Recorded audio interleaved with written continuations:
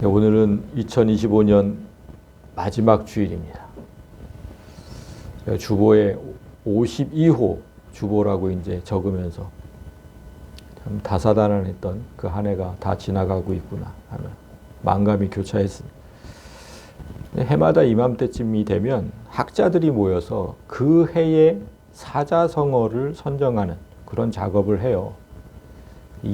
작년, 올해 말고 작년 2024년에 그 사자성어를 제가 찾아보니까 도량발호, 좀 어려운 사자성어죠. 우리에게 좀 낯선데 그 뜻이 그렇습니다. 권력이나 세력을 제멋대로 부리며 함부로 날뛰는 행동이 만연하다.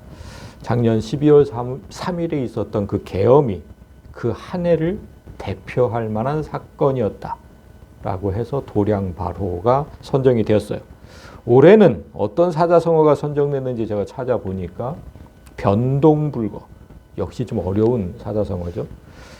세상이 잠시도 멈추지 않고 끊임없이 흘러가면서 변한다라는 뜻인데, 이 사자성어를 추천한 서울대 양일모 교수라는 분이 추천 이유를 이렇게 설명했습니다. 지난 연말 계엄령이 선포됐고 올 봄에는 대통령이 탄핵되었다. 세상을 농락하던 고위급 인사들이 어느덧 처체한 모습으로 법정을 드나들고 있다. 그러나 초라한 국내 정치판과는 달리 K-팝 데몬 헌터스는 세계인의 감성을 흔들었고 해외로부터 들려오는 K-컬처의 위력은 한국 정치의 감점을 만회하고도 남았다.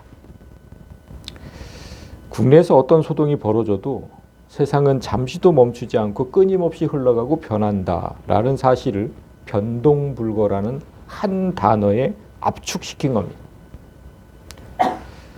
우리도 올 한 해가 내게 어떤 한 해였는지 각자 한 단어로 압축시켜보는 그런 시간이 필요합니다. 그래야 그 한 단어를 통해서 하나님께서 나에게 하신 그게 보여요. 뭐 전체를 다 생각할 수는 없잖아요. 한 단어를 압축시켜 보세요. 그 단어만 보면 하나님께서 나에게 행하신 일들을 볼 수 있습니다. 제가 개인적으로 그래서 한번 해봤어요. 올해를 한 단어로 압축시켜 봤어요. 이게 사자성어로. 여러분 이 공사다망이라는 글을 아시죠? 여기서 공사다망은 공적인 일과 사적인 일로 매우 분주하다라는 뜻인데, 제가 생각한 제 한 해, 이 공사다망이 아니라 이 공사다망이었어요. 건축공사로 인하여 매우 분주하다. 제게 2025년은 공사로 시작해서 공사로 끝난 그런 해였어요. 이른 봄부터 여름까지는 교회 공사를 해야 했고, 그 이후부터는 어려운 이웃들의 이제 집을 수리하는 일을 했습니다. 그 일이 지난주까지 이어졌어요. 정말 공사로 시작해서 공사로 끝난 저의 2025년 공사다망이죠. 오늘이 올해 이제 그 마지막 주일이기도 하고 또 오늘 본문과 관련이 있기도 해서 제가 그 교회 공사했던 얘기를 잠시 하고 본문으로 들어가겠습니다. 우리 교회가 이제 올 2월에 건축물 용도 변경을 신청했죠.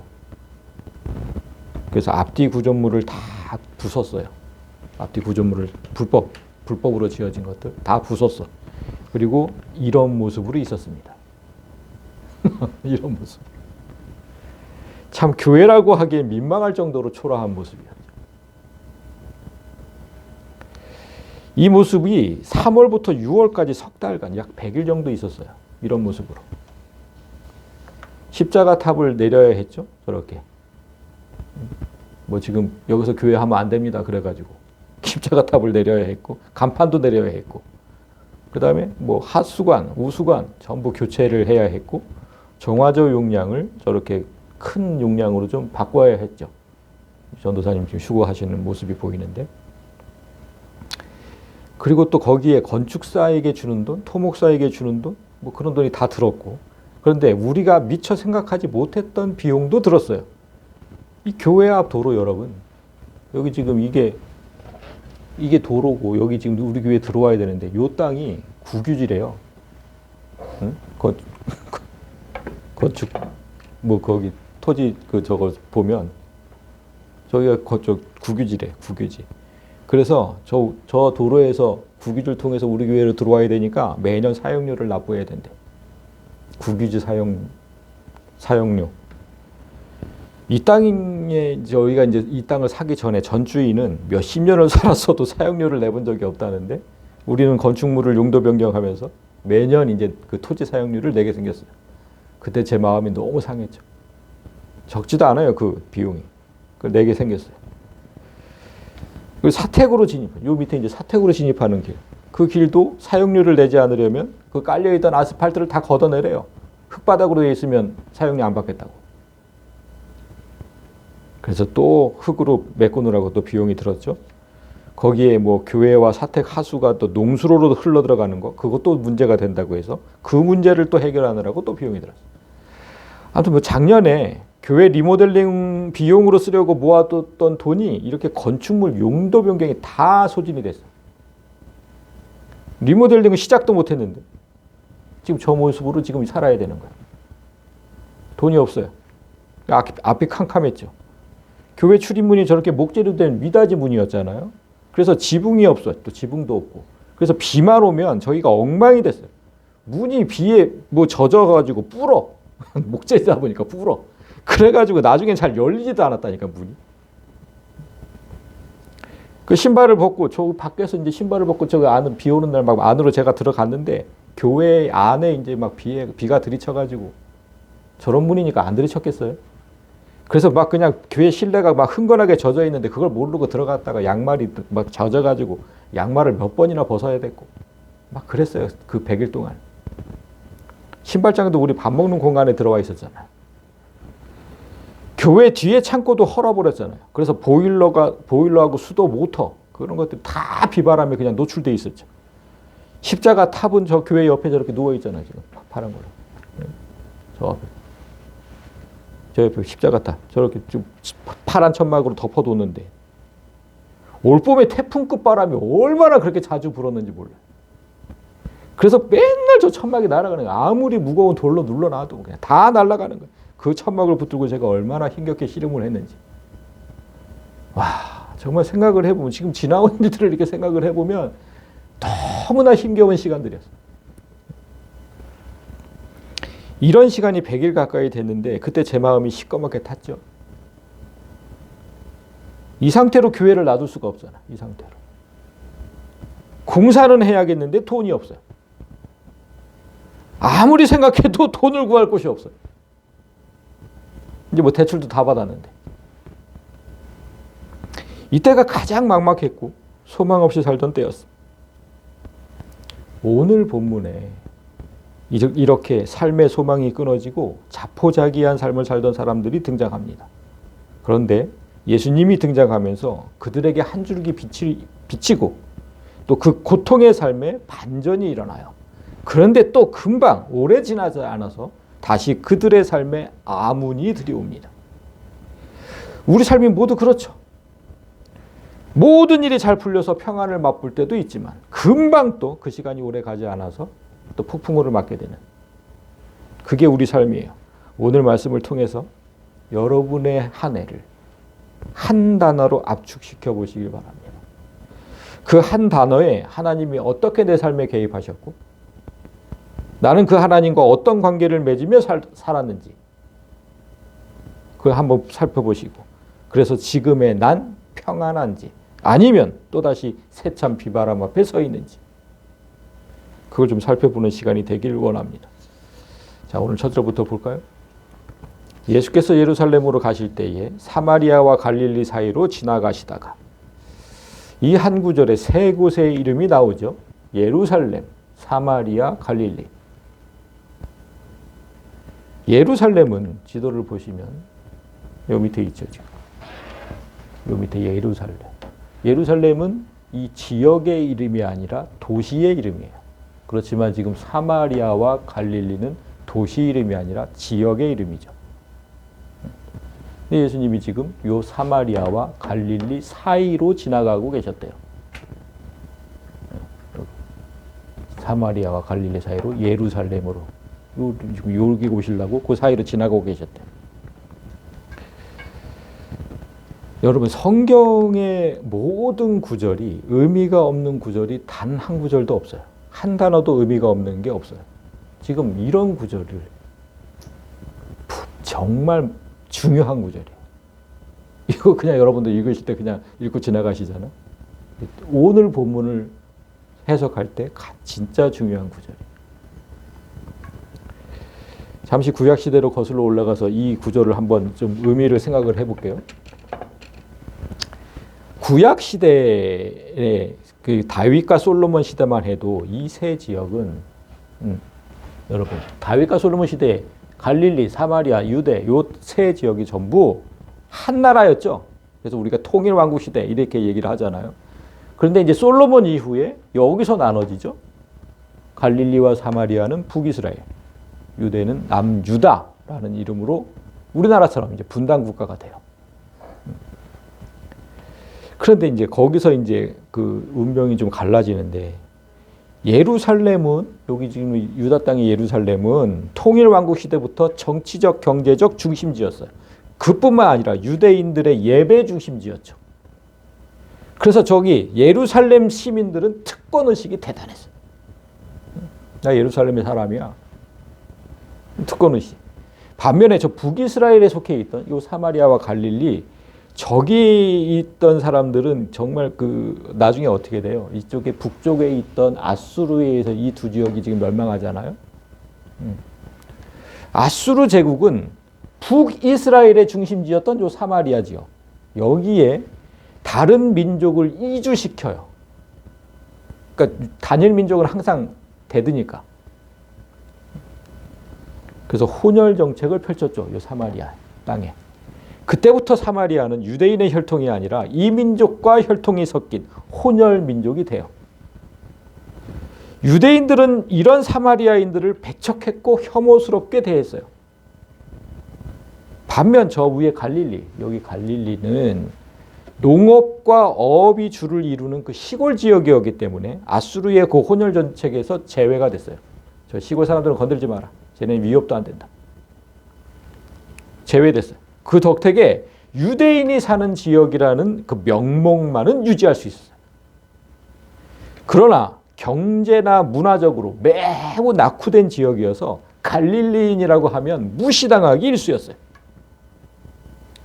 예수님도 그랬죠. 이런 역사가 예수님 시대까지 이어져서 유대 지역 사람들, 여기 유대 지역 사람들, 특히 예루살렘 시민들은 저 사마리아 사람들은 상종하지 못할 혐오스러운 존재로 그렇게 여겼고 갈릴리인들은 무시해도 되는 하찮은 존재로 여겼어요. 그런데 예수님이 이 두 지역과 똑같은 취급을 당한 거죠. 이방인과 어울린다는 이유로 예수님도 상종하지 못할 그런 혐오스러운 존재 취급을 받았고 또 갈릴리 출신이라는 이유로 무시당하고 거절당하는 그런 삶을 사셨습니다. 따라서 이 첫 절은 여기 이 첫 절은 예수님이 특권의식을 가진 예루살렘으로 가실 때 혐오당하는 지역과 무시당하는 지역 그 두 지역 사이로 가셨다는 뜻이에요.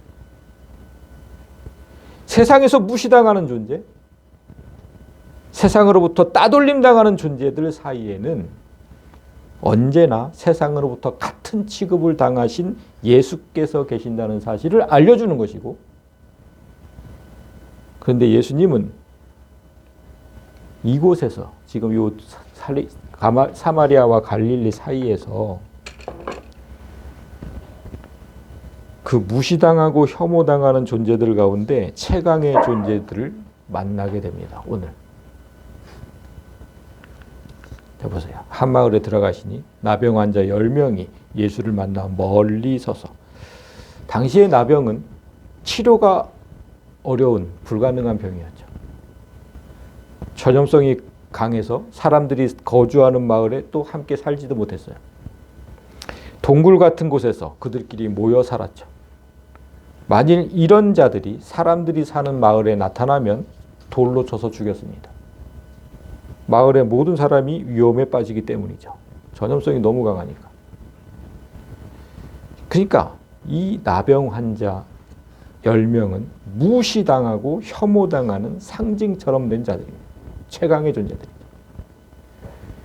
그래서 그들이 예수님 곁으로 가지 못하고 멀리 서서 외치기 시작합니다. 소리를 높여 이르되 예수 선생님이여 우리를 불쌍히 여기소서 하거늘. 나병 환자들은 예수께서 어떤 불치병이든 낫게 한다는 소문을 들었어요. 그분이 우리 마을에 오셨는데 가까이 갈 수가 없습니다. 애가 타고 마음은 시꺼멓게 타들어가죠. 저분을 꼭 만나야 되겠는데 갈 수가 없어요. 돌에 맞아 죽어요. 그런데 포기할 수가 없죠. 평생 이렇게 살 수는 없잖아요. 그래서 어떻게든 예수님의 시선을 끌어보려고 큰 소리로 외치는 거예요. 예수님, 우리를 불쌍히 여겨 주옵소서. 예수님, 우리를 불쌍히 여겨 주십시오. 이런 노력이 성과가 있어서 예수님께서 그들을 보셨고 마침내 생명을 주십니다. 보시고 이르시되 가서 제사장들에게 너희 몸을 보이라 하셨더니 그들이 가다가 깨끗함을 받은지라. 제사장에 가서 몸을 보이라고 하신 이유는 그들이 병이 나았다는 것을 확인해 줄 자가 제사장들이었기 때문에 그래요. 자, 레위기 율법을 잠시 볼까요? 나병 환자가 정결하게 되는 날의 규례는 이러하니 그 사람을 제사장에게로 데려갈 것이요 제사장은 진영에서 나가 진찰할지. 전염성이 강하니까 마을 밖에 나가서 진찰을 해보고 확인해보라는 거예요. 그렇게 해서 나았다고 생각이 되면 일정한 정결 예식을 행한 후에 집으로 돌아올 수 있었어요. 예수님은 지금 이 율법대로 제사장에 가서 보이라고 하신 것인데 그건 병이 완치됐을 때만 그런 거예요. 예수님이 제사장에게 가서 보이라고 말씀하실 때는 그들의 몸이 여전히 피부병으로 골마 터진 상태였어요. 이 상태로 마을에 내려갔다가는 사람들에게 돌로 맞아 죽을 게 뻔해요. 그런데 그들은 말씀을 듣자마자 제사장에게 가요. 마치 다 나은 것처럼. 한치의 망설임도 없이 가요. 돌로 맞아 죽을 수도 있는데 가요. 대체 이런 믿음이 어디서 생겼을까? 여기서 우리는 먼저 믿음이라는 게 대체 어떻게 생겨나는지를 알아야 돼. 우리 믿음이 어떻게 생길까? 하나님을 향한 그 믿음이 어떻게 생길까? 나병 환자들은 가족, 친구, 이웃 다 떨어져서 동굴과 같은 어둡고 습한 곳에서 수년 또는 수십 년을 살아야 했잖아요. 이 병이 낫는다는 건 상상할 수도 없었기 때문에 춥고 습한 곳에서 소망 없는 긴 시간을 살아야 했어요. 그들에겐 정말 지옥 같은 시간이죠. 이 병만 낫는다면 내가 더 바랄 게 있을까? 이 병이 나와서 저 마을에 가서 살 수 있다면 나 평생 헐벗고 굶주려도 좋아. 정말 간절했을 거 아닙니까? 그렇게 간절한 마음일 때 예수를 만난 거예요. 예수라는 그 이름은 간절한 이들에게는 그 어떤 치료제보다 더 강력한 이름이에요. 그리고 내 모든 걸 걸만한 이름이죠. 나 뭐 돌에 맞아도 좋아. 맞아 죽어도 좋아. 난 예수님 믿고 가볼 거야. 모든 걸 걸만한 이름이죠. 10명의 나병 환자가 병이 낫지도 않은 상태에서 마을로 뛰어갈 수 있었던 건 이런 간절함이 뒷받침됐던 거예요. 여러분 믿음은 이런 간절함이 있을 때 생긴다고요. 물에 빠진 사람의 간절함은 지푸라기라도 잡잖아요. 그게 무슨 힘이 있다고. 근데 그게 나를 살려줄 수 있을 것 같아서 잡아요.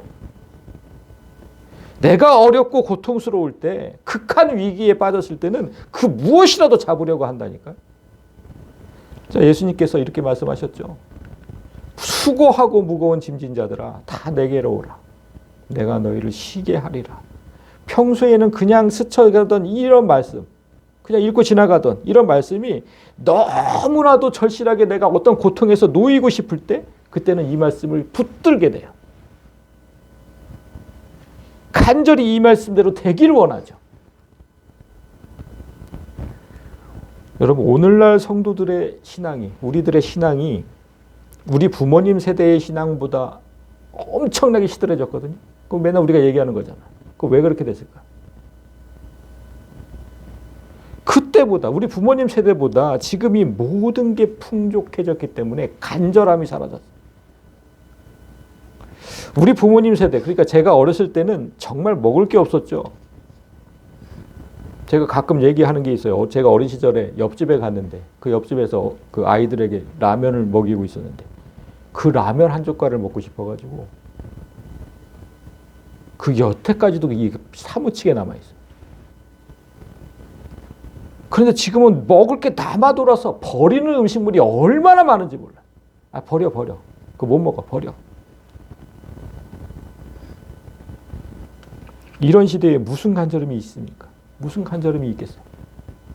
우리 부모님 세대는 주거 환경도 너무 열악했어요. 온 가족이 한 방에서 지냈죠. 겨울에는 연탄불에다가 물을 데워서 사용해야 했어요. 들통 같은 데다가 물 담아서 연탄불에 올려놓고 그렇게 해서 씻었어요. 그러다 연탄가스를 마셔가지고 온 가족이 죽음의 무턱까지 갔다 온 적도 있어요. 우리 집이 다 그렇게 살았어요. 5명이 한 방에서 사면서. 그런데 여러분, 지금 올해 혼자 사는 1인 가구가 800만 명을 넘었대요. 각자 다 자기 공간에 살면서 연탄가스가 뭔지도 모르고 살죠. 수도에선 뜨거운 물이 언제든 쏟아 나오죠. 이런 삶에 무슨 간절함이 있겠습니까? 모든 게 풍족해지면서 무언가를 간절히 바라는 그 간절함이 사라졌어요. 이전에는 불치병, 난치병이었던 병들도 지금은 완치가 가능한 병들로 다 바뀌었어요. 우리 아버지 백혈병이라는데 얘네는 못 고쳤다니. 근데 지금은 고치고 있어요. 지금 백혈병 앓고 계시는데. 그리고 지금 이 병, 나병도 지금은 고쳐요. 그러니까 다 지금, 그러니까 불치병이 완치가 가능한 병들로 바뀌잖아요. 그러니까 예수님을 붙들고 기도해야 하는 상황이 점점 줄어들고 있는 거예요.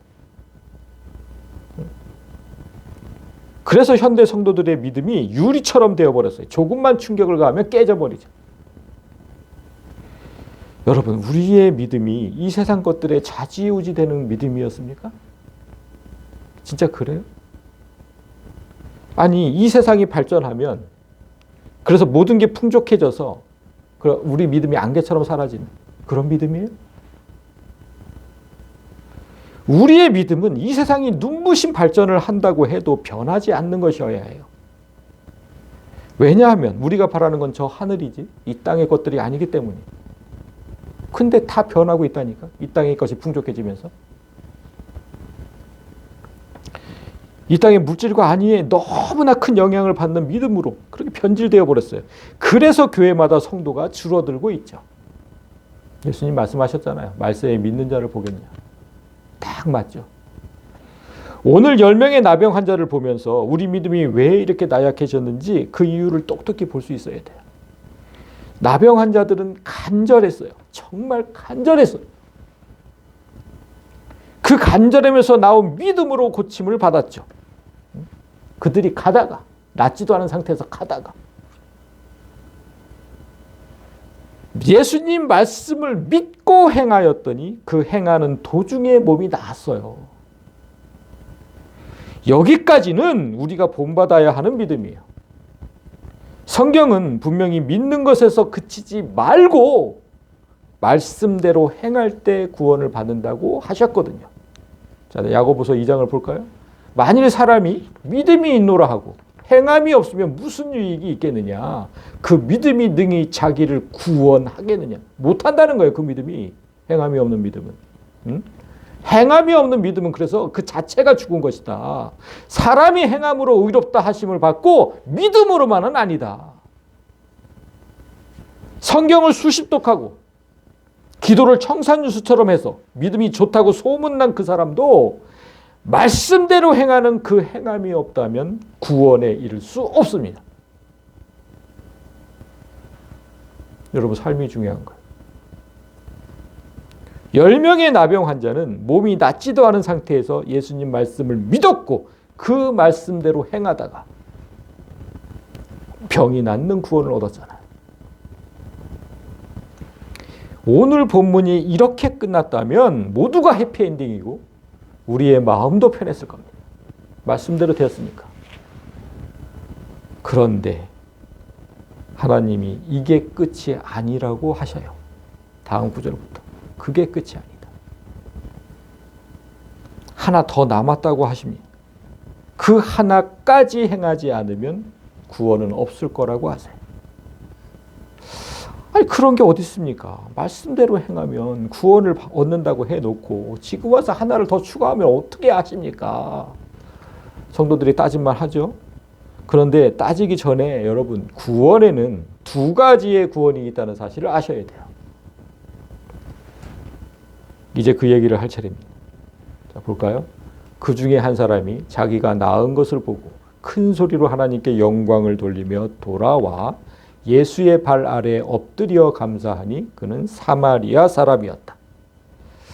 10명의 나병 환자가 모두 고침을 받았는데 오직 단 한 사람만 예수님께 돌아와서 눈물로 감사했다는 겁니다. 어떻게 그럴 수 있을까? 어떻게 고칠 수 없는 병이 깨끗이 나았잖아요.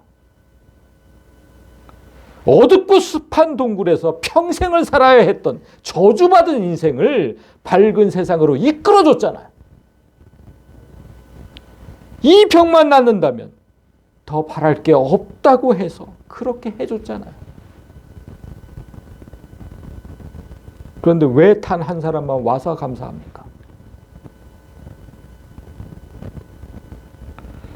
아니 이게 누구든지 이게 너무나 이해가 되지 않으니까. 나 같으면 감사했을 것 같은데 다 그래요. 왜 안 갔지? 이게 너무 이해되지 않으니까 어떤 인명의 그리스도인이 그 9명의 변명이란 제목으로 인터넷에 글을 올렸어요. 제가 그걸 읽고서 너무 공감이 돼가지고 제가 잠시 소개할게요.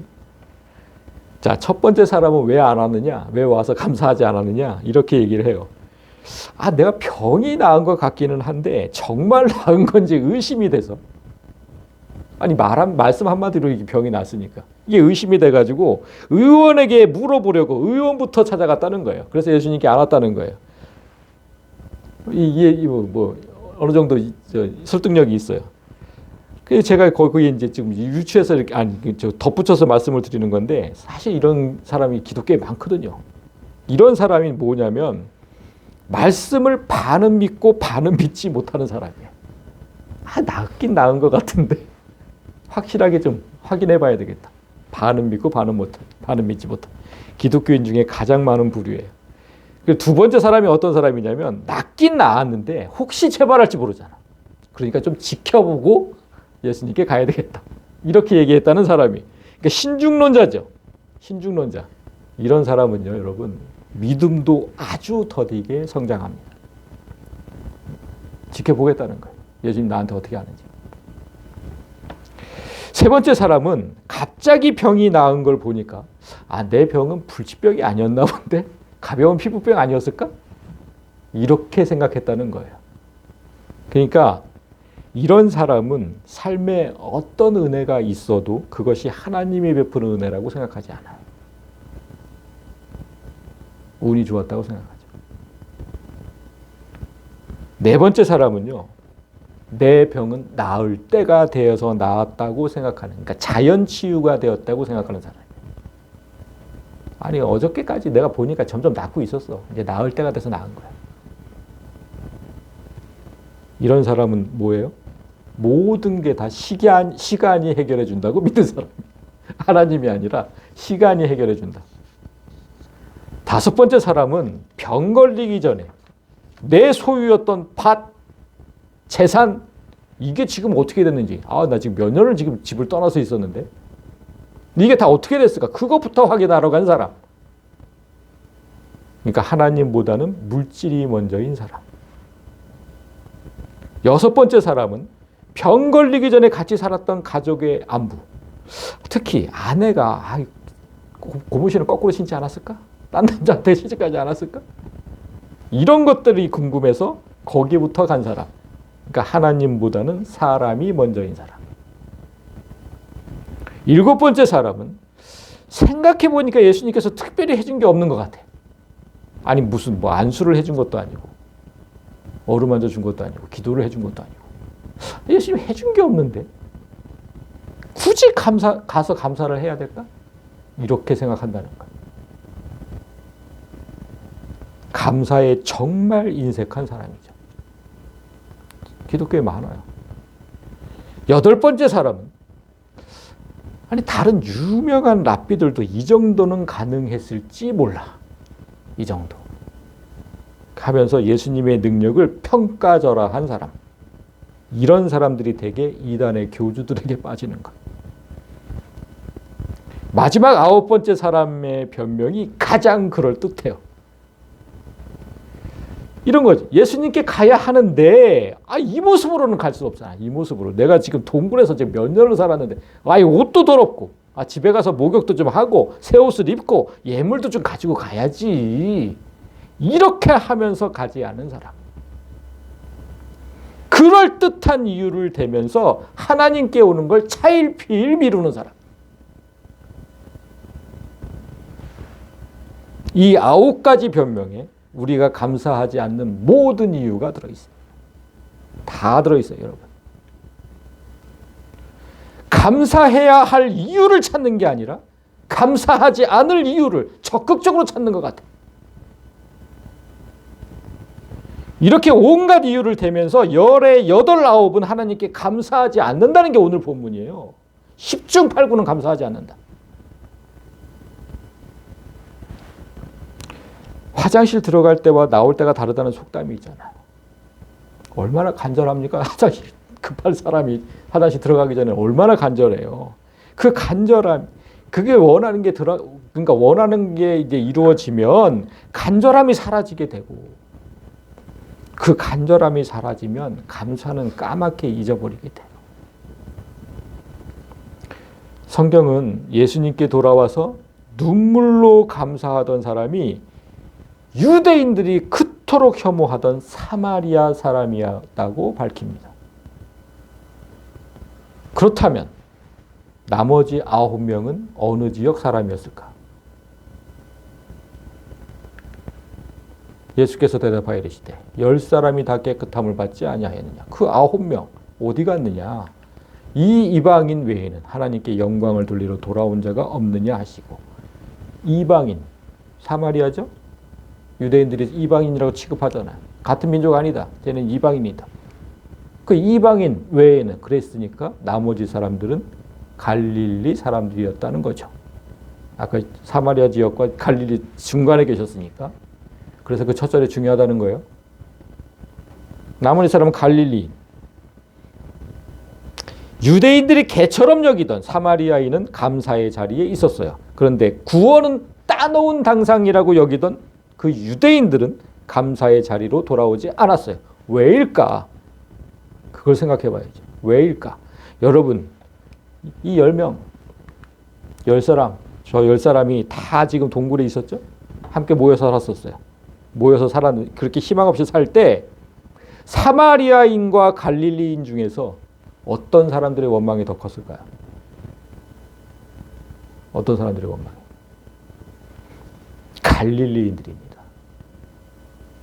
왜냐하면 그들은 하나님의 자녀라고 생각했기 때문이죠. 사마리아인은 나병과 상관없이 자기 인생이 저주받았다고 생각하는 사람들이에요. 나병 걸리지 않은 사람들도. 성경에는 오직 다윗의 자손, 유대인 순수 혈통만 구원받는다고 기록되어 있어요. 그런데 그들은 나면서부터 이방인의 피가 섞인 혼혈족으로 태어났잖아요. 출생하면서 지옥이 확정된 인생. 그들에게 구원이라는 단어 사치에 불과했어요. 나에겐 절대 이루어질 수 없는. 그런데 갈릴리인은 하나님의 자녀라고 생각하는 유대인이에요. 이들이 나병에 걸렸을 때 어떤 마음이었을까?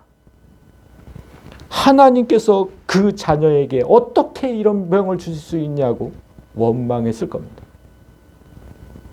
내가 이런 병에 걸리면 하나님의 영광은 안 가려질까? 여러분 생각해 보세요. 내가 이런 몹쓸 병에, 혐오스러운 병에 걸렸어. 내가 이렇게 하나님을 믿고 나 하나님의 자녀인데 하나님 영광 안 가려질까? 대체 하나님은 무슨 생각으로 나를 이런 몹쓸 병에 걸리게 했을까? 하나님이 있기는 한 건가? 자기 현실을 생각해 보면 모든 게 원망뿐이에요. 물론 그 사람에게도 간절함은 있죠. 낫게 원하는 그 간절함은 있어요. 그런데 원하는 걸 얻으면 사마리아인보다 감사의 수치가 현격하게 떨어져요. 여러분 생각해 보세요. 어린 아이들이 울고 막 때를 써. 뭘 달라고 부모한테. 막 울면서 때를 써. 근데 부모가 그걸 안 줘. 그거 주면 안 될 것 같아서. 근데 너무나 울고 떼써가지고 그 간절함이 보여서 부모가 할 수 없이 원하는 걸 줬어요. 그러면 어린아이들이 즉각 감사할 것 같아요? 감사하지 않아요. 오히려 일찍 주지 않고 울게 만들었다고 원망을 해요. 아, 좀 일찍 주지 왜 이렇게 울고불고 만들어? 하나님의 자녀라고 하면서 모든 걸 원망하는 사람과 자신은 은혜를 받을 수 없는 비천한 사람이라고 여기는 사람, 이 두 사람 사이에는 감사하는 마음이 하늘과 땅 차이. 내가 너무나 부족해서, 내가 지은 죄가 너무나 커서 나는 하나님의 은혜를 바랄 수도 없는 사람입니다. 그렇게 생각하는 사람, 그 사람은 작은 은혜를 받아도 즉각 감사하죠. 어떻게 나 같은 사람에게? 예수님은 그런 사람에게 이렇게 말씀하셨어요. 예수께서 그에게 이르시되 일어나 가라. 네 믿음이 너를 구원하였느니라 하시더라. 여기서 예수님은 분명히 네 믿음이 너를 구원했다고 말씀하셨습니다. 맞아요. 구원은 믿음으로 주어지죠. 그런데 행위 없는 믿음이 죽은 믿음이듯이 아까 보셨잖아요. 감사가 없는 믿음도 죽은 믿음이에요. 여러분, 제가 한번 예를 들어볼까요? 어떤 사람이 물에 빠져 죽을 위기에 처해 있는 거를 내가 가서 구해줬어요. 물에 들어가서 꺼내줬어요. 그런데 그가 감사하지 않아요, 나한테. 왜 감사하지 않는지 내가 알아보니까 그 사람이 말하길, 아까 9가지 이유가 다 들어있는 거예요. 그 사람이 말하길, 내가 아직 죽을 때가 되지 않아서 살아난 거지. 뭐 네가 구해줘서 살아난 거냐? 그런 얘기 들으면 여러분 그 사람이 어떻게 보여요? 기가 막힐 거 아니에요? 응? 기껏 구해줬더니 물에 빠진 지갑과 핸드폰부터 걱정. 너 어떡하지 저거? 저거 어떡하지? 나한테 감사를 안 하고.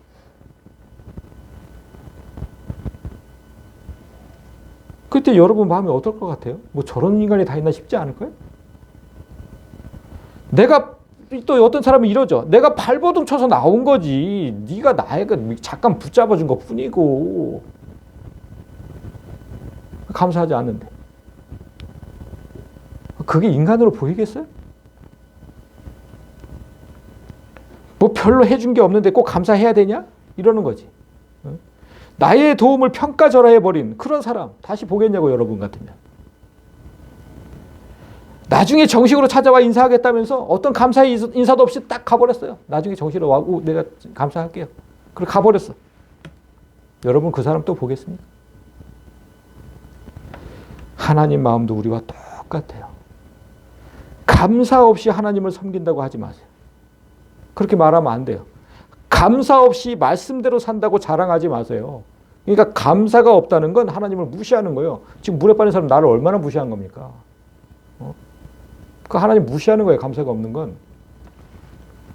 서두에 말씀드렸듯이 저의 한 해는 공사라는 단어로 압축시킬 수 있다고 했어요. 오늘 본문에 등장하는 나병 환자처럼 저도 교회 공사할 돈이 없어서 어둡고 습한 동굴에 혼자 있었던 느낌이었어요. 진짜 그랬어요. 너무 외로웠고 너무 힘들었어요. 나병 환자들이 삶의 소망이 끊어진 채로 살았던 것처럼 저도 한때는 그렇게 살았어요. 그 당시에는. 교회가 이 모양인데 아무리 생각해도 공사 비용을 구할 수가 없잖아요. 그런데 여러분, 지금의 교회를 보십시오. 이게 이렇게 됐잖아요. 헐어낸 전시를 다시 세워서 멋진 출입문을 달았고 그 안에는 신발장, 헌금함 놓았고 목양실도 이쪽에 따로 두었고 얼마나 이쁘게 변했습니까? 맨날 비가 젖어가지고 내 양말을 벗어야 했던 그 공간이 이렇게 됐잖아요. 지금.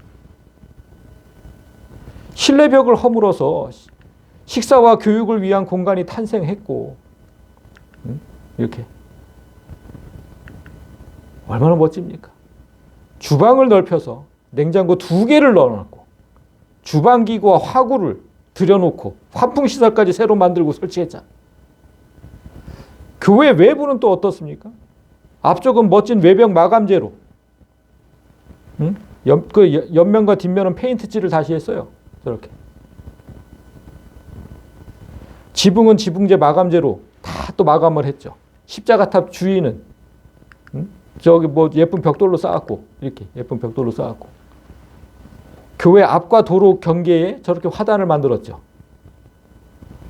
자풀이 무성했던 교회 옆과 뒷면에는 자갈을 깔았어요. 이렇게. 얼마나 이쁘게 됐습니까? 진흙탕이었던 교회 앞마당이 콘크리트를 부어서 깨끗한 주차장으로 바뀌었죠. 이렇게 많은 일을 했으니까 당연히 많은 돈이 들었죠.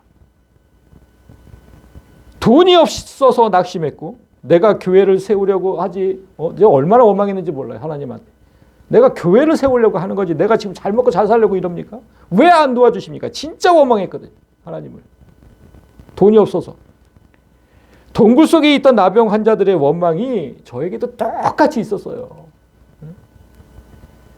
그런데 지금은 이렇게 예쁜 공간에서 예배하고 있잖아요. 이렇게 예쁜 공간에서. 그렇다면 여러분 감사해야 하지 않겠습니까? 지금 이렇게 됐다면 감사해야 하지 않아요? 원망을 할 수 있어요, 누구든. 근데 이런 모습을, 결과물을 보면 감사해야 돼요. 저는 그래서 지금 이 주중에 항상 저 교제실, 저 넓은 창가에 서가지고 저 십자가 탑이 딱 보이거든. 얼마나 감사한지 몰라. 교회 주변을 돌면서 십자가 타고에 가서 돌담을 어루만지면서 진심으로 감사하거든요. 지난 한 해를 생각하면 너무나 고통스러웠지만 이런 건물을 주셔서, 이렇게 예쁜 예배 공간을 주셔서 감사하다고 기도해요. 만약 제가 감사하지 않는다면 저는 이 건물을 얻는 것에서 끝났을 거예요. 이 땅의 문제를 해결받는 그 구원에서 끝났을 거라고. 영적 구원은 없었을 겁니다. 제가 감사하지 않았다면. 구원에는 이 땅의 고통에서 구원받는 그 구원이 있고, 하늘에서 영원히 사는 그 구원이 있어요. 2가지 구원이 있는 거예요. 이런 말씀을 정리해 보겠습니다. 제가 말씀드렸듯이 여러분의 한 해를 좀 돌아보세요. 한 단어로 압축시키고 그 삶에 하나님께서 어떤 은혜를 주셨는지, 감사가 있었는지 생각해 보세요. 오늘 본문에 등장하는 나병 환자들이 고통에서 구원해 달라고 외쳤고, 그 간절함에 10명 모두 응답을 받았어요. 그런데 10명 중 9명은 감사하지 않았어요. 아니, 그렇게 크신 사랑을 통해서 하나님을 발견하고 하나님을 향한 믿음을 더 굳건하게 세울 수 있는 그런 기회가 있었는데, 이 땅에 문제가 해결된 것에서 멈추었기 때문에, 평소 하나님을 너무너무 원망하고 늦게 주신 것에 불만을 했기 때문에, 그래서 감사하지 않았어요. 기도의 응답을 받았더라도 그 일로 감사하지 않으면 그 땅의 문제에서 구원받는 것으로만 끝난다. 이걸 명심하셔야 돼요. 여러분의 영이 구원받는 건 다른 문제예요. 오늘 본문 이후에 예수님이 천국이 어디 있는지를 말씀하시거든요. 오늘 본문 다음 절을 보면, 오늘 밤에 이거 못 보셨죠? 오늘 본문 이후에 예수님이 이제 천국이 어디 있는지 이렇게 말씀하세요. 하나님의 나라는 볼 수 있게 임하는 것이 아니요 또 여기 있다 저기 있다고도 못하리니 하나님의 나라는 너희 안에 있다. 감사가 있는 곳에 천국도 있다는 거예요. 모든 게 감사한 사람의 얼굴에는 항상 천국의 웃음이 떠나질 않아. 아니, 그렇잖아요. 언제나 평안하거든, 감사한 사람은. 이것도 감사, 저것도 감사, 다 감사한데 이거 얼굴에서 웃음이 떠나질 않아. 근데 반대로 감사하지 않는 사람의 얼굴은 여전히 어둡고 습한 동굴에 있는 나병 환자의 얼굴과 같아요. 항상 인상을 쓰고 있죠. 감사가 없으니까. 다 감사가, 다 원망인데 뭐. 여러분의 얼굴은 어떤 모습이에요? 감사가 없는 삶은 구원에 이르지 못한다. 오늘 예수님 말씀하셨잖아요. 그 사실을 무겁게 마음에 새기고 다가오는 새해의 삶은 감사로만 채워지길 원합니다. 그렇게 여러분 모두가 평안에 이르는 복된 새해가 되시기를 주님의 이름으로 간절히 소망합니다.